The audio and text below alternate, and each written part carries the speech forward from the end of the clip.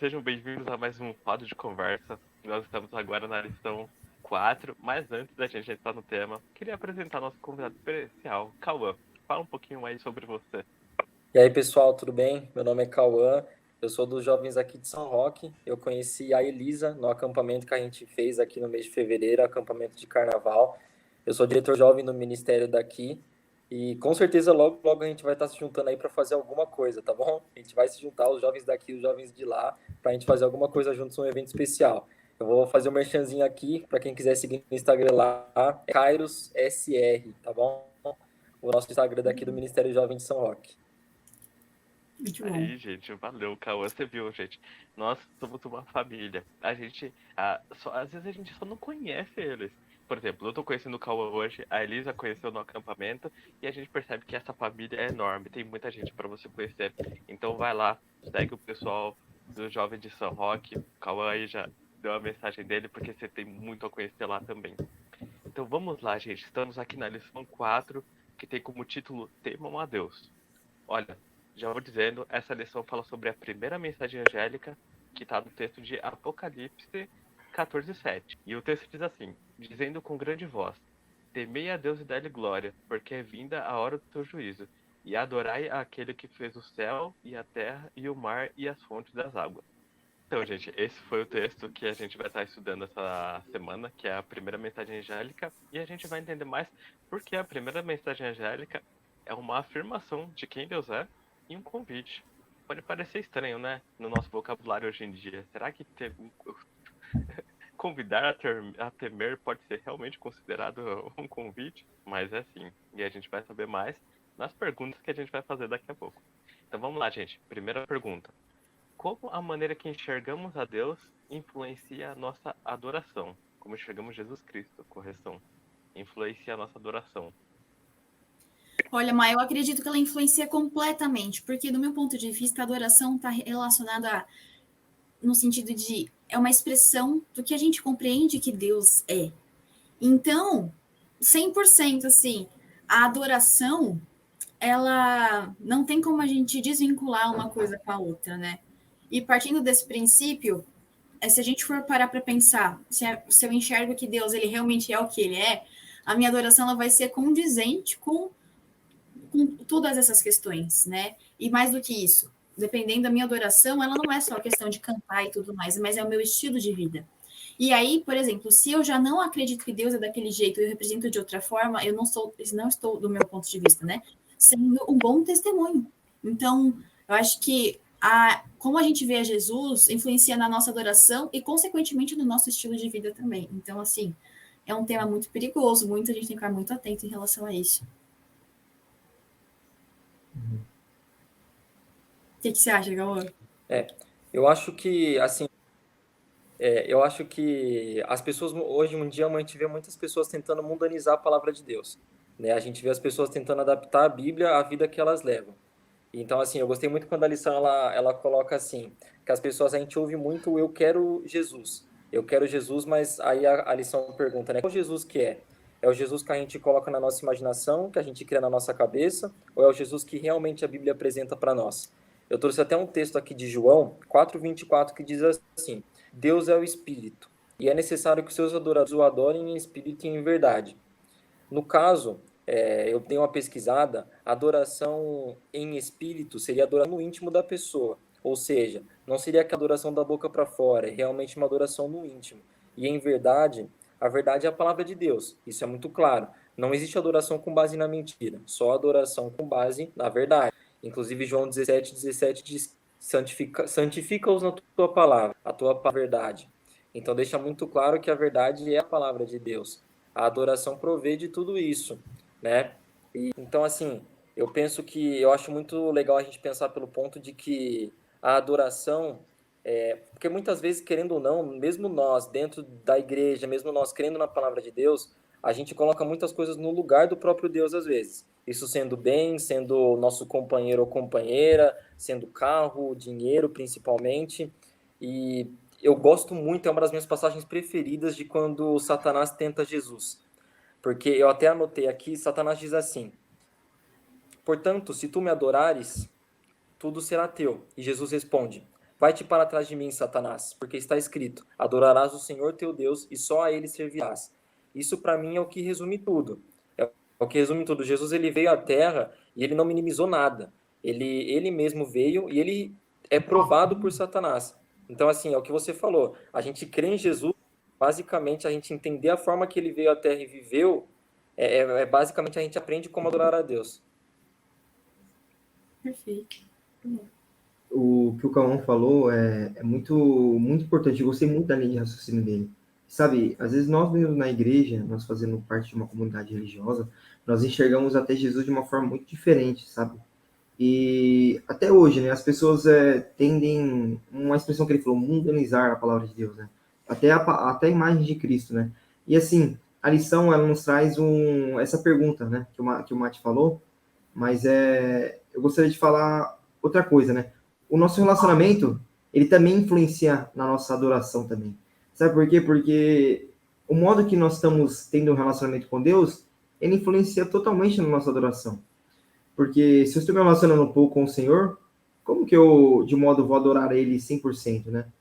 Sabe, Cristo, Ele quer de nós 100%, né? Ele não quer 50%, né? No Trono do Viver, Ele mesmo diz, né? Só existe lugar para um, né? E se nós não estivermos vidrados na videira, estarmos juntos com Ele, né? Então, automaticamente, até a imagem dele que nós vemos, ou até o nosso relacionamento totalmente vai por água abaixo, né? Por isso que até a lição ela mostra algo muito até importante, né, na palavra temer a Deus, né? Nós enxergamos essa palavra, nossa, temer a Deus, mas é ter medo. Até uma pessoa famosa ela colocou, acho que foi no Twitter, né? Eu estava vendo um tempo atrás, nossa, mas eu não temo a Deus, eu vou ter medo dele. Mas não é isso o sentido de temer a Deus, né? É você ter adoração por ele, né? Reverência a ele, né? Em outras palavras, a lição ela também nos mostra outra coisa, né? Que é a questão de você renunciar ao seu egocentrismo, né? Nós estamos colocando o nosso eu primeiro acima do que Deus, nós estamos colocando nossos planos. Eu queria falar uma coisa muito importante e enfatizar para vocês que estão assistindo, né? A gente também aqui no Roda de Conversa. Sabe, é tão bom saber que tem um Deus que cuida de nós, mas cabe a nós também termos um relacionamento com Ele. Como nós estamos tendo um relacionamento com Ele agora?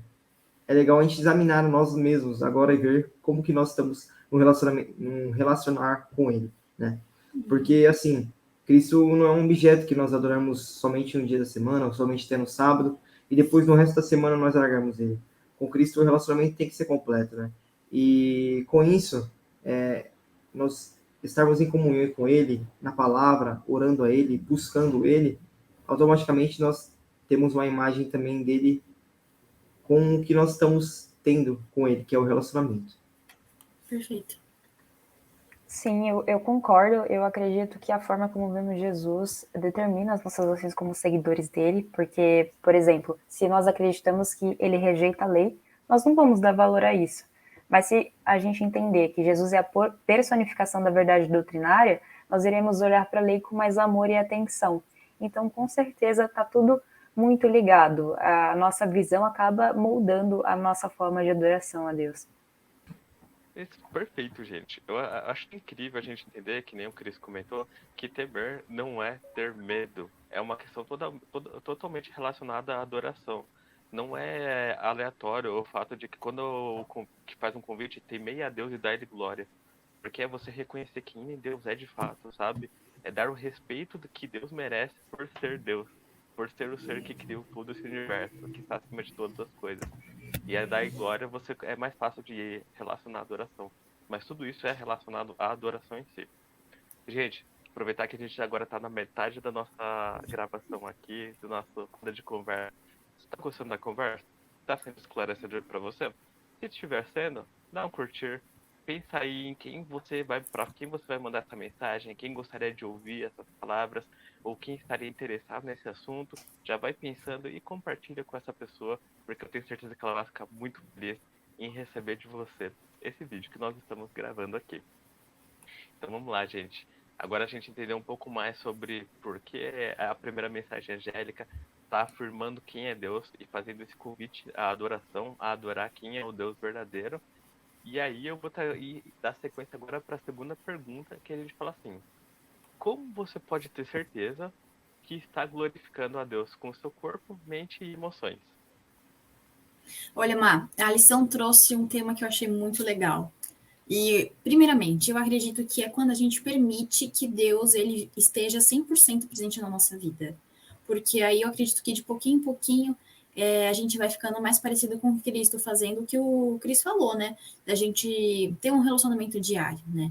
Porque a palavra de Deus, Ellen White comentando mensagens aos jovens, que a palavra de Deus, ela vai sendo meio que sedimentada na nossa mente aos pouquinhos, a partir do momento que a gente tem um relacionamento com Deus. E uma coisa que a lição coloca que eu acho maravilhoso é a parte da adoração racional. Então, Deus, ele não quer o seu momento de emoção. Ele não quer que você adore ele, como o Christian falou, não só um dia da semana. Ele quer você por completo, ele quer você todos os momentos. Ele quer você realmente ligado no que está acontecendo. Não no sentido que ele é malvado ou em algum outro quesito assim. Mas eu acredito que ele quer a gente racionalmente, porque ele quer que a gente tenha certeza do que a gente quer. Entende? Cristo, ele não quer que a gente seja levado pelas emoções, mas um culto racional. Quando a gente vê também mensagens aos jovens, Ellen White comenta que no passado os saduceus, os fariseus, eles estavam desviando as pessoas. Então, as pessoas que não tinham a verdade, que não estudavam nas suas casas, elas eram pegas desprevenidas. E a gente vai ser pego desprevenido porque a gente não estuda em casa e só ouve o que a pessoa fala na igreja e a gente fala amém? Deus não chama a gente para isso. Deus chama a gente para a gente fazer a nossa parte, estudar e conferir se o que é dito na igreja ou em qualquer outro lugar que a gente esteja é coerente com a verdade ou não. Então, o culto racional é ter na minha cabeça de que eu preciso fazer a minha parte. Eu não posso só ficar aceitando tudo que eu ouço por aí, mas eu preciso ter como é que eu posso dizer? Um pensamento crítico, mas não para criticar tudo, mas para a gente assimilar que se o que está sendo dito condiz, é coerente com o que a palavra de Deus diz ou não, isso é muito importante. A partir do momento que a gente permite que Deus também mostre para a gente, isso faz a diferença. Então, a entrega e a consciência de que a gente também precisa fazer a nossa parte nesse sentido, eu acho que elas são fundamentais. Nas nossas orações, a gente pede muito que Deus habite na gente, né? Que Deus habite comigo, que o Espírito Santo habite no meu coração. Só que, assim, ele não vai habitar num lugar que está poluído. Ele não divide espaço. Ou é 100% ou é nada. Não existe em cima do muro. Em cima do muro é de Satanás.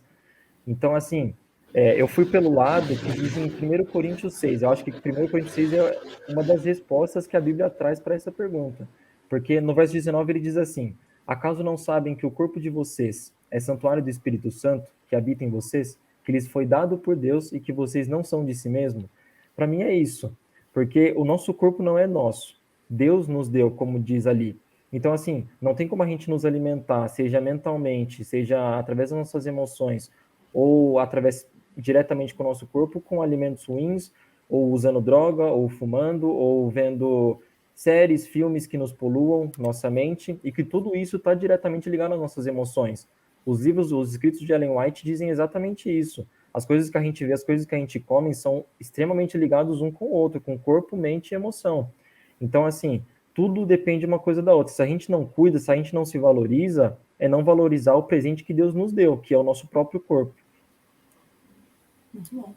Sabe, eu pensei nessa pergunta de como nós estamos adorando a Deus. Eu queria até propor um negócio, porque o pastor Cândido, no podcast que ele faz, sobre também a lição dos jovens, mas é claro, né, eu vejo roda de conversa, então eu deixo até a indicação para vocês, se vocês quiserem, dê o like também, que é muito importante, é bom também. Mas ele fez meio que uma analogia, porque é um rapaz, ele tá em cima do muro, aí ele olha pro lado direito dele, eu não sei o lado que ele fala, mas olha pro lado direito dele, e ele vê anjos convencendo ele, né, para que ele se volte para o Senhor, né, que ele ande nos caminhos do Senhor. E ele olha pro outro lado, tem um rapaz assim, com um jornal assim na mão. Aí ele achou que era a parte de Jesus, né? Aí ele falou assim: você não vai me convencer para vir aqui pro outro lado, não? Aí descobre que é Satanás, né? Ele falou: não preciso. Eu sou o dono do muro, né? Então, assim, não dá pra gente ficar em cima do muro, né? A nossa decisão tem que ser totalmente colocada. Nós devemos colocar sempre Deus em primeiro lugar. tem uma... Em Romanos, Paulo ele escreve que nós devemos prestar culto racional a Deus, né? Eu também queria fazer uma pergunta para nós que estamos fazendo aqui o Roda de Conversa, e para você que está assistindo também o Roda de Conversa. Nós vivemos um grande conflito, certo? A batalha é para nossa mente, né? E o que você está assistindo? O que você está ouvindo? O que você está lendo? Você sabe que tudo isso, ela influencia de modo na adoração a Deus, né? Paulo fala, prestar culto racional ao Senhor, né? Assim, se nós estamos vendo coisas que estão poluindo a nossa mente, estão colocando coisas que estão nos afastando de Deus, desculpe, mas não está sendo um culto racional a Deus, né? Se você vê coisas na internet, pô, que desvaloriza até a sua imagem, o seu corpo, desvalorizando pessoas, até a parte sexual, não dá pra gente defender isso e ficar vendo essas coisas e depois, quando aparece o quebrando o silêncio, você tá lá apoiando, incentivando, porque assim, não são coisas que não dão certo, entendeu? Foi uma pregação que até o pastor Michelson Borges, ele falou muito isso, sabe? E como nós estamos fortalecendo a nossa mente também? Nós estamos fortalecendo na palavra de Deus, porque assim, é uma carta de amor que ele deixou pra gente, né? É meio que um manual de instruções, de instrução para nós, né? Nós estamos vendo no tempo do fim, e se nós não estamos em comunhão com Deus todos os dias, sabe, orando, nós estamos vivendo num grande conflito, né? E uma última pergunta, como nós estamos agindo? Nós estamos agindo pela razão ou pela emoção? Paulo, ele exorta, né? Fala assim, prestar culto racional, né? Não pela emoção, né? Nós devemos fazer sempre nossos planos, sempre as decisões, sempre pedindo orientação divina e sempre agindo pela razão, não pela emoção, porque assim, a razão é algo que Deus nos deu para nós pensarmos de algo certo, né? Quando nós estamos pensando pela emoção, sabe, é algo que você vai pensar quando está a cabeça meio quente e você não vai fazer uma decisão certa, né? Como nós estamos adorando a Deus? De forma racional ou só pelas emoções? Assim como o Cris falou, temer a Deus é torná-lo o primeiro em tudo. Então, nós glorificamos a Deus quando revelamos o seu caráter de amor ao mundo por meio do nosso compromisso em fazer a sua vontade de forma totalitária, ou seja, envolvendo a nossa mente, nosso corpo, as nossas emoções. É uma forma de equilibrar todas as partes. E acredito que se a gente tentar fazer isso, pode não ser perfeito, mas a decisão de escolher fazer isso todos os dias já é algo muito positivo no nosso relacionamento com Deus e na nossa vida como cristãos. Muito bom, gente. E agora é o momento. Então, roda a vinheta. Momento Fala aí! Gente, se você acompanha a gente, você já sabe que momento é esse. É o Fala Aí. É o momento em que você vai resumir a lição da semana em uma palavra. Então, se você já não conhecia, agora está conhecendo. E a gente te convida a compartilhar conosco qual é a sua palavra para essa semana. Qual é a palavra que resumiu essa lição para você? Deixa aí nos comentários. Eu vou começar aqui. E a palavra que resumiu a lição para mim é adoração. Não teve como. A primeira mensagem angélica, para mim, é totalmente relacionada à adoração. É falando quem Deus é e falando que nós devemos adorá-lo. Nós devemos lembrar quem é esse Deus, o porquê ele merece essa adoração. Então, a minha palavra que resumiu essa lição foi adoração. A minha palavra, olha, enquanto estava a lição era uma, agora é outra, mas acho que santo é a palavra. Eu tinha escolhido antes, mas ela tem a ver com a outra que eu pensei. Mas é santo porque quando eu reconheço quem Deus é e o que ele faz, o que ele fez por nós, eu me submeto a ele automaticamente. Então, a questão de que eu reconhecer, né, o temer a Deus me traz muita questão do respeito, no sentido de entender quem Deus é. Ele é criador e eu sou criatura. E eu sendo criatura, eu me submeto a esse criador, deixando que ele atue na minha vida em todas as áreas. Eu permito que ele faça o giro 180 na minha vida. A minha palavra eu escolhi muito ligado ao título da lição. Eu peguei temor, da frase de temer a Deus. Temer é respeitar a Deus, é você se submeter a Deus e é você renunciar ao eu, renunciar ao nosso egocentrismo. Então, assim, quando a gente entende que a gente está vivendo os tempos do fim, que a gente está vivendo talvez a nossa seja a última geração, então a gente entende que temer a Deus é se apegar cada vez mais a Ele. Eclesiastes 12:13 diz, tema a Deus e obedeça aos seus mandamentos, porque isso é o essencial ao homem. Então, para mim, temer foi a palavra chave para essa semana? Bom, a palavra que eu escolhi, que eu acho que resumiu essa lição, eu coloquei a palavra soberano. Deus, ele tem que estar no meu coração como o centro de tudo, na minha vida, né? Nas minhas emoções, nas decisões, nas atitudes, nos planos. Cristo, ele deve estar sempre como em primeira opção, como o centro na minha vida, né? Eu gostaria até de ler um versículo na Bíblia que está ali em 1 Pedro 3,15, né? Ele diz o seguinte: antes, santificai a Cristo como Senhor em vosso coração, estando sempre preparados para responder a todos aqueles que vos pedir razão da esperança que é em vós, né? Nós temos uma esperança, que é a volta de Jesus, né? E para que isso, Cristo, ele deixou algo como objetivo para nós, né? Que é pregar o evangelho, né? Esse evangelho eterno, as 3 mensagens angélicas, né? As mensagens que são para o tempo do fim, o tempo que nós estamos vivendo. Como cristãos, nós temos que ir pregar esse evangelho, né? E quando eu li 1 Pedro 3,15, me lembrou muito da pregação que o pastor Djavan fez, que ele falou que Maria Teresa de Calcutá, ela meio que parafraseia essa frase de Pedro, né? Que ele falou assim, ela falou o seguinte: não deixe que ninguém venha até você, sendo que não haja uma mudança na vida da pessoa, né? Assim, na lição passada, vemos a tirinha de John Andrews, né? Ele deixou tudo que ele tinha, sabe? Ele podia ter potencial para muita coisa na vida dele. Ele era uma pessoa que comunicava muito bem, ele era poliglota, ele tinha muitas habilidades, né? Ele tinha muitos talentos, mas ele dedicou todos esses talentos para o Senhor, né? A mulher dele tinha morrido alguns anos antes, né? Ele tinha filhos e ele decidiu seguir essa missão que o Senhor tinha para a vida dele, né? Somente com a renúncia, com a missão e o relacionamento diário com Cristo, nós, assim, conseguimos seguir o exemplo que ele nos deixou, né? Que é de ir, pregar esse evangelho, porque o tempo está próximo, né? E será muito lindo quando nós estivermos naquele grande dia, né? Cruzando os portões celestiais. A minha palavra de hoje é fé, porque para mim essa lição ressaltou muito que é por meio da fé em Jesus que aceitamos o seu sacrifício e passamos a temê-lo de todo o coração através das nossas ações. Então, a fé ali é o pano de fundo, né? É o ponto para a gente estar ligado ali com Cristo e a partir disso sermos transformados. Muito bom, gente. Nossa, eu adoro o momento do falar aí, porque realmente é como se fosse vários insights, é um brainstorm da lição. Enfim, muito bom. Total. E agora, gente, eu vou finalizar essa lição lendo um trecho da parte de sexta-feira. Ó, tô com a lição aqui na mão dessa vez, você pode ver. Se você quiser acompanhar, abra sua lição aí, ou o PDF, por onde você esteja acompanhando. E eu vou ler aqui, tá no segundo parágrafo, que diz assim: à medida que o ser humano finito e pecaminoso desenvolve sua própria salvação com temor e tremor, Deus é quem efetua nele tanto o querer quanto o realizar, segundo a sua boa vontade. É isso, gente. A gente tá vivendo um momento que é um pouquinho antes de Jesus Cristo voltar. É essa mensagem que a gente tá falando. Esse é o Evangelho Eterno.